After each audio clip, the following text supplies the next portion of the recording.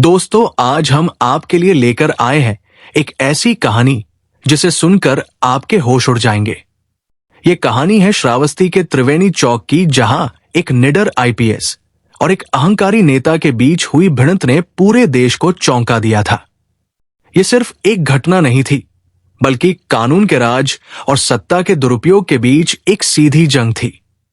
दोस्तों, वीडियो शुरू करने से पहले अगर आपने अब तक हमारे चैनल ज्योतिष भविष्यवाणी को सब्सक्राइब नहीं किया है तो अभी करें, क्योंकि हम लाते हैं ऐसी सच्ची कहानियां जो आपको सोचने पर मजबूर कर देंगी।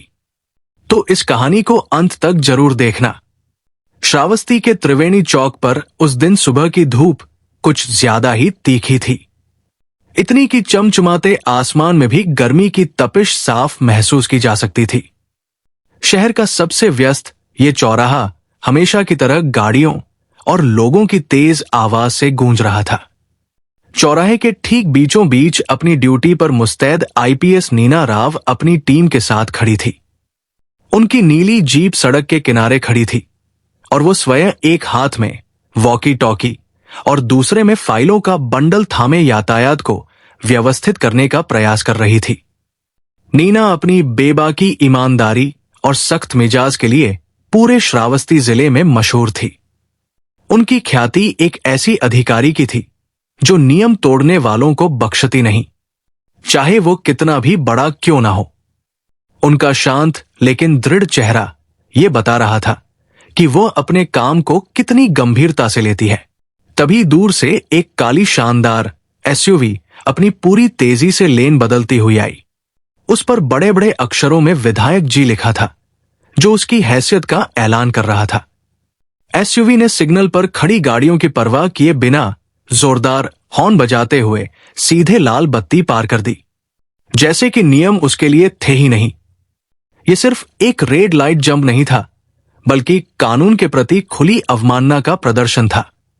ड्राइवर की तेजी और गाड़ी की गति ने चौराहे पर मौजूद सभी लोगों का ध्यान खींच लिया। नीना राव ने तुरंत इस हरकत को भांप लिया। उन्होंने अपनी हथेली उठाई और उस बेलगाम एसयूवी को रोकने का स्पष्ट इशारा किया। उनकी आवाज में तीखापन था। गाड़ी रोको।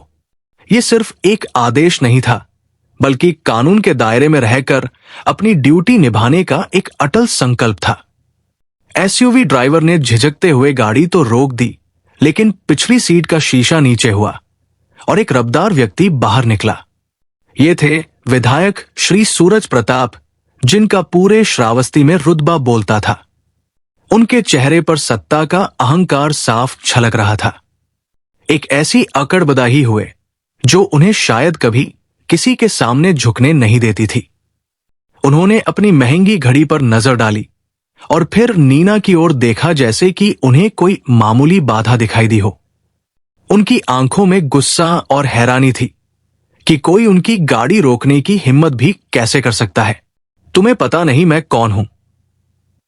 ये क्या मजाक है? सूरज प्रताप ने लगभग चिल्लाते हुए कहा। उनकी आवाज में क्रोध और उपहास दोनों थे। तुम्हें पता नहीं मैं कौन हूं? मेरी गाड़ी रोकने की तुम्हारी हिम्मत कैसे हुई? मुझे एक जरूरी मीटिंग में पहुंचना है। उनके बोलने का तरीका ऐसा था मानो नीना ने कोई अक्षम्य अपराध कर दिया हो। नीना राव शांत और अविचलित उनके सामने खड़ी थी। उनकी आंखों में जरा भी डर नहीं था। माफ कीजिए सर, आपने लाल बत्ती पार की है। ये यातायात नियमों का स्पष्ट उल्लंघन है। उनकी आवाज में दृढ़ता थी, लेकिन कोई चुनौती या अपमान नहीं। वो बस अपना कर्तव्य निभा रही थी। सूरज प्रताप जोर से हंसे। उनकी हंसी में कटुता थी। नियम? तुम मुझे नियम सिखाओगी? तुम्हें पता है मैं इस पूरे प्रदेश का मालिक हूं। ये सारे नियम मेरी जेब में रहते हैं। तुम मेरी कार का नंबर प्लेट देखो, विधायक जी लिखा है। क्या तुम्हें यह भी नहीं पता कि विधायकों के लिए कोई नियम नहीं होते? उनके लहजे में घमंड साफ छलक रहा था, जैसे कानून उनके लिए नहीं बल्कि दूसरों के लिए बने हो। कानून सबके लिए बराबर है सर, नीना ने अपनी आवाज में दृढ़ता भरते हुए कहा। उनके चेहरे पर कोई शिकन नहीं थी और मैं अपनी ड्यूटी निभा रही हूं। मेरा काम यह सुनिश्चित करना है कि कानून का पालन हो। चाहे वो कोई भी हो। उनके शब्दों में कर्तव्य निष्ठा का स्पष्ट संदेश था। सूरज प्रताप का चेहरा गुस्से से तमतमा उठा। उनकी नसें तन गई थी। ड्यूटी तुम जैसी एक छोटी मोटी अधिकारी मुझे ड्यूटी समझाएगी? तुम्हें मेरी बात माननी चाहिए, सवाल नहीं उठाने चाहिए। ये सब करके तुम अपनी नौकरी खतरे में डाल रही हो। उन्होंने नीना को डराने की कोशिश की। अपने पद और शक्ति का दुरुपयोग करते हुए नीना ने सीधे उनकी आंखों में देखा। उनकी नजरें मिली और नीना की आंखों में जरा भी डर नहीं था, बल्कि एक फौलादी दृढ़ता थी जो किसी भी तूफान का सामना करने को तैयार थी। सर, मैं अपनी वर्दी की कसम खाकर कहती हूं कि मैं अपना काम पूरी निष्ठा से करूंगी। आपको जुर्माना भरना होगा। उन्होंने अपनी जेब से चालान बुक निकाली। ये उनके अटल संकल्प का प्रतीक था। सूरज प्रताप ने एक पल के लिए नीना को घूरा, मानो उन्हें विश्वास ही ना हो रहा हो कि कोई उन्हें चुनौती देने की हिम्मत भी कर सकता है। फिर उनके चेहरे पर एक घिनौनी मुस्कान उभरी जिसमें तिरस्कार और क्रोध का मिश्रण था। तुम्हारा घमंड तोड़ना होगा, उन्होंने फुसफुसाया। उन्होंने अपना हाथ उठाया और नीना के गाल पर एक जोरदार अपमानजनक थप्पड़ जड़ दिया। थप्पड़ की आवाज इतनी तेज थी कि आसपास के कुछ लोग सहर उठे।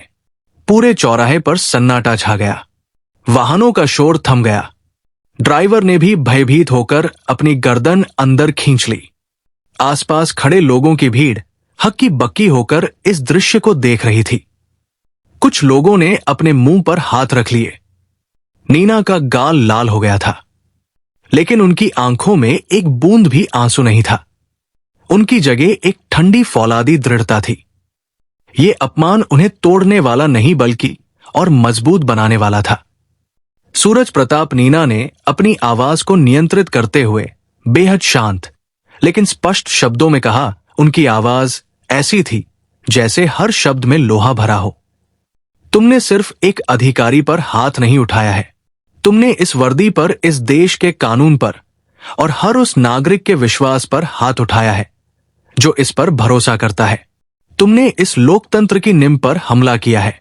उनके शब्दों में दर्द नहीं बल्कि न्याय की पुकार थी। हेलो कमिश्नर सर, मैं आईपीएस नीना राव बोल रही हूं। मैं त्रिवेणी चौक पर हूं। यहां विधायक श्री सूरज प्रताप ने लाल बत्ती तोड़ी और जब मैंने उन्हें रोकने की कोशिश की तो उन्होंने मुझे थप्पड़ मारा। उनकी आवाज में कोई घबराहट नहीं थी, सिर्फ तथ्यों का स्पष्ट बयान। दूसरी तरफ से कुछ देर बाद हुई।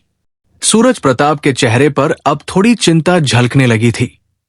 उन्हें उम्मीद नहीं थी कि नीना इतनी जल्दी और इतनी निडरता से प्रतिक्रिया देंगी, सीधे कमिश्नर को कॉल कर देंगी। उन्हें अपनी गलती का एहसास थोड़ा थोड़ा होने लगा था। सर, नीना ने फोन पर कहा, मैं आपसे निवेदन करती हूं कि इस मामले में तत्काल और कठोर कार्यवाही की जाए। यह केवल मेरा अपमान नहीं बल्कि पूरे प्रशासन का और इस लोकतांत्रिक व्यवस्था का अपमान है।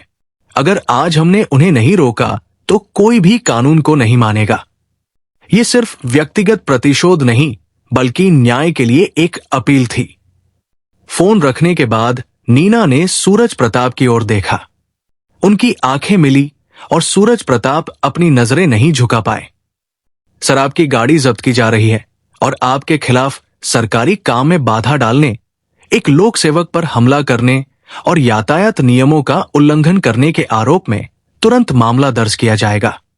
पुलिस आपको यहीं से हिरासत में लेगी। नीना के चेहरे पर अब कोई हिचक नहीं थी। सूरज प्रताप ने गुस्से में भड़क कर कहा, तुम पागल हो गई हो। तुम्हें पता नहीं तुम किसके साथ पंगा ले रही हो। मैं तुम्हें देख लूंगा। उनकी आवाज में भय और गुस्सा दोनों थे। तभी दूर से पुलिस सायरन की आवाज तेजी से सुनाई देने लगी और कुछ ही मिनटों में पुलिस की कई गाड़ियां, जिनमें कमिश्नर की आधिकारिक गाड़ी भी थी, मौके पर पहुंच गई। स्वयं कमिश्नर विकास कुमार अपनी टीम के साथ वहां मौजूद थे। कमिश्नर ने भीड़ को हटाकर रास्ता बनाया और सीधे नीना के पास आए। उनके चेहरे पर चिंता और दृढ़ संकल्प दोनों थे। कमिश्नर ने नीना की ओर देखा। मैडम, आप ठीक हैं? उनकी आवाज में सम्मान और चिंता दोनों थे। नीना ने बस धीरे से सिर हिलाया। उनके गाल पर थप्पड़ का निशान अभी भी साफ दिख रहा था, जो उस अपमानजनक घटना का गवाह था। कमिश्नर ने सूरज प्रताप की ओर रुख किया। उनके चेहरे पर अब कोई नरमी नहीं थी। सूरज जी, आपको ये सब करने से पहले 10 बार सोचना चाहिए था। आप एक जनप्रतिनिधि हैं, कानून बनाने वाले हैं, तोड़ने वाले नहीं। यह बेहद शर्मनाक घटना है। कमिश्नर के शब्दों में स्पष्ट संदेश था कि कानून से कोई बड़ा नहीं। सूरज प्रताप अब बुरी तरह घबरा गए थे। उन्होंने कमिश्नर को मनाने की हर मुमकिन कोशिश की, अपने रसूख और पद का हवाला दिया, लेकिन कमिश्नर का चेहरा सख्त था। सूरज प्रताप, आपको कानून के उल्लंघन और एक सरकारी अधिकारी पर हमले के आरोप में गिरफ्तार किया जाता है। ये एक गंभीर अपराध है। पुलिस ने बिना किसी देर के सूरज प्रताप को हिरासत में ले लिया। उनके समर्थक और एसयूवी ड्राइवर सन्न रह गए। त्रिवेणी चौक पर मौजूद भीड़ ने जोरदार तालियां बजाना शुरू कर दिया। कुछ लोगों ने जय हिंद के नारे भी लगाए। नीना राव अभी भी अपने स्थान पर अड़िग खड़ी थी। उनके चेहरे पर एक अजीब सी शांति और दृढ़ता थी। उन्होंने दिखा दिया था कि सत्ता के अहंकार में चूर लोगों को एक ईमानदार और निडर अधिकारी कभी नहीं झुका सकती।